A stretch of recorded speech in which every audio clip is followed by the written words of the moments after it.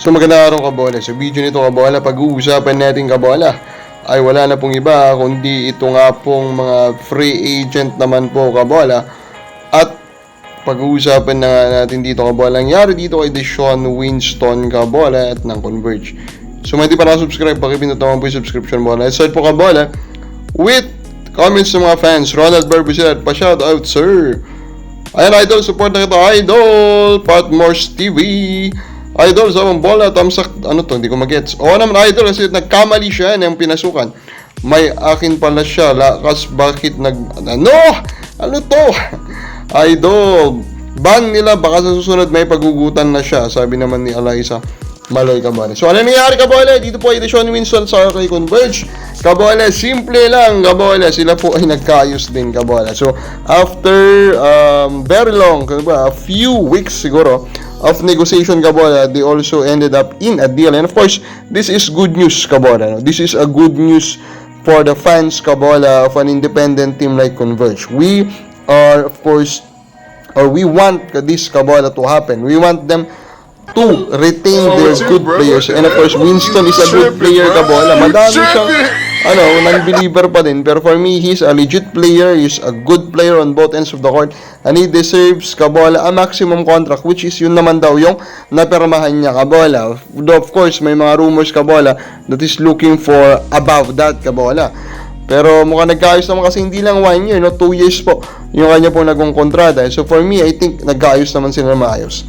Now, dininay ni Willie Marshall kabola, Commissioner Willie Marshall kabola, kung may alam na ba siya may tungkol po kabola dito nga po sa sale daw ng Northport Batang Pier kabola. So dininay niya kabola na mayroon na po siyang information regarding it. Is this a bad news kabola for us? So are waiting for a sale kabola? Of course, this is a bad news kabola, di ba? Pero still, let us hope, matagal pa naman yung season, let us hope na matuloy pa rin po itong sale kasi makakabuti po talaga ito kabola. Makakabuti po talaga siya dito nga po sa PBA kabola. Now kabola, ito na. Kabola, ito nga po si JV Casio kabola. Speaking of Converge, is also trying to get to Converge kabola. So siya po yung nagta-try out ngayon doon. So Casio, alam naman natin, matanda na. Ito ka, batch po ni Paulie, kung hindi nyo pa matandaan kabola. So Casio is of course, malala nyo, dating player to ng Alaska. He's a very good player for Alaska. We can even say that he's a legend of Alaska kabola. Pero ang tanong, deserve ba niya magkaroon ulit ng spot kabola sa franchise na bumili po sa Alaska, which is Converge? For me, actually kung titignan mo naman yung lineup ng Converge, ang dami na nilang point guard kabola, or players that can handle the ball kabola. Stockton kabola, si De Los Santos kabola, nandun sila kabola, marami. Ang madadala kasi lang ni Casio din is traditional point guard type of play kabola, nawala na nga naman dito nga po sa Converge kabola. Pero for me, with the age kabola and with his statistics in the last Philippine Cup, I do not think kabola that Converge should give him a roster spot, unfortunately.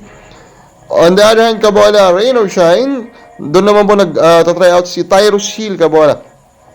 Malamang, ilang beses ko nang sinabi dito, I'm a big believer of Tyrus Hill kabola, 6'5", 6'6" guy, who is very, very, very athletic kabola, can jump really well kabola. And these are the type of players that I do believe can really do well in the PBA kabola. Pero yun nga, hindi pala siya nabibigyan ng opportunity. So ako excited Excited ako na makita actually kabola na maglaro siya under Coach Yengyao. So tingnan natin, how can Coach Yengyao bring out the best of Tyrus Hill. Pero of course, again, trying out pa rin siya kabola. And unfortunately for him, napakadami din draft picks po ng rain or shine sa paparating na draft. So, let us see kabola kung talagang mabibigyan po siya ng roster spot. Pero I think, currently kabola, medyo tagilid kabola. So ikaw ba kabola sa pregame mo, dapat ba siyang bigyan ng roster spot ng rain or shine? Comment na po sa baba.